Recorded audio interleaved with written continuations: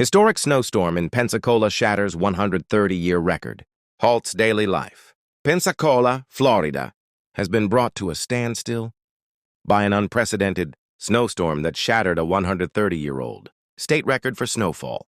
By 5:30 p.m. CT, with heavy snow still falling, the National Weather Service reported 5 inches of accumulation at Pensacola International Airport. This surpassed the previous record of 3 inches set in 1895. Reports from nearby areas indicated even higher totals, ranging from 6.5 to 7.5 inches. Meteorologist Jason Beeman noted that a final tally would only be available later in the evening as snowfall continued. A city at a standstill. The storm's impact was immediate and far-reaching. Schools, government offices, retail businesses, and restaurants all closed their doors, leaving the streets eerily quiet. The Pensacola International Airport ceased operations, and roads and bridges throughout the area were shut down for safety reasons. Residents were urged to stay indoors to avoid the hazardous conditions. Escambia County Emergency Manager Travis Tompkins delivered a stark warning on Tuesday morning. Stay home. Tompkins explained that while de-icing, salt was applied to most bridges. In advance of the storm, there was no guarantee they would remain passable. He also cautioned that the snow could persist through Wednesday and possibly into Thursday. We're hoping for a warm-up by Thursday, but it's too early to tell, Tompkins said. If temperatures don't rise sufficiently on Wednesday, we could face issues with icy roads, especially in shaded areas. City prepares for the worst. Pensacola Mayor D.C. Reeves said the city had braced for the historic snowfall with a robust plan and borrowed equipment. The city acquired 5 snowplows from a private company in Atlanta, along with 4 front loaders and hundreds of salt bags. Crews focused their efforts on major thoroughfares, including Main Street and Bayou Boulevard, to ensure emergency vehicles could access neighborhoods and critical locations like hospitals. We're doing everything we can to clear the roads, Reeves said, but we need our residents to stay off them. More cars on the road create additional hazards for everyone, including our first responders. Reeves stressed that emergency services would continue operating, and keeping roads clear was essential for their safety and efficiency. As Tuesday evening approached, de-icing efforts continued, and local officials prepared to reassess conditions early Wednesday morning. Reeves warned, however, that the freezing temperatures posed a significant risk of black ice, even after the snowfall ceased. The threat of unsafe roads will persist and potentially increase as temperatures remain low, he said. Do not assume the end of snowfall means it's safe to travel. Accidents and hazards.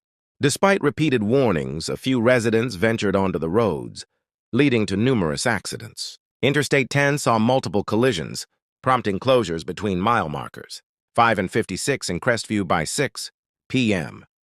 One incident highlighted the risks.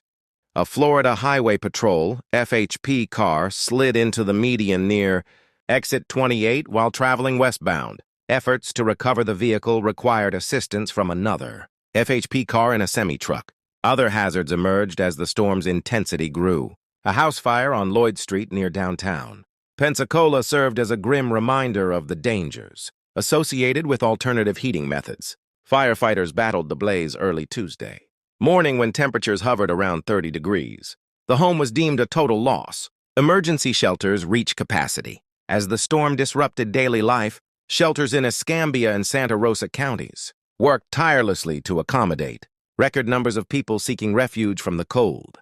The Waterfront Mission, a major shelter in the area, made extraordinary adjustments to handle the influx. Staff moved furniture out of the lobby to make room for emergency cots and pallets. Lexi Osborne, a public relations and development associate for Waterfront Mission, described the situation. We're fitting as many people as we possibly can. There's no furniture left in the lobby because there's just no space with all the cots and pallets on the ground.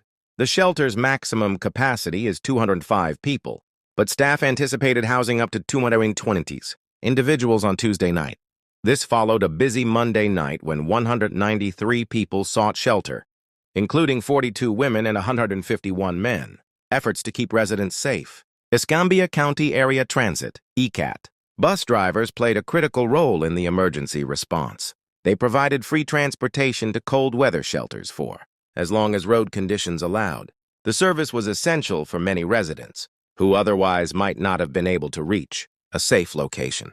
The storm also disrupted infrastructure, leading to closures of key bridges, including the north end of the Jenner Daniel Chappie James Jr. Bridge. Officials emphasized that these closures were necessary to prevent accidents and maintain public safety, a plea for caution. Mayor Reeves and other officials reiterated their plea for residents to stay off the roads. "We're not out of the woods yet," Reeves said.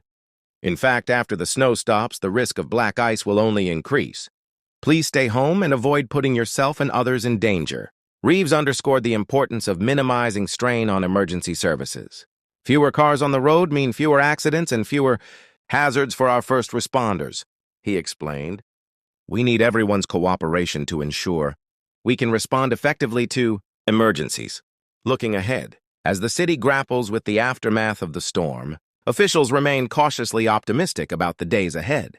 While temperatures are expected to rise slightly later in the week, the timeline for returning to normalcy remains uncertain.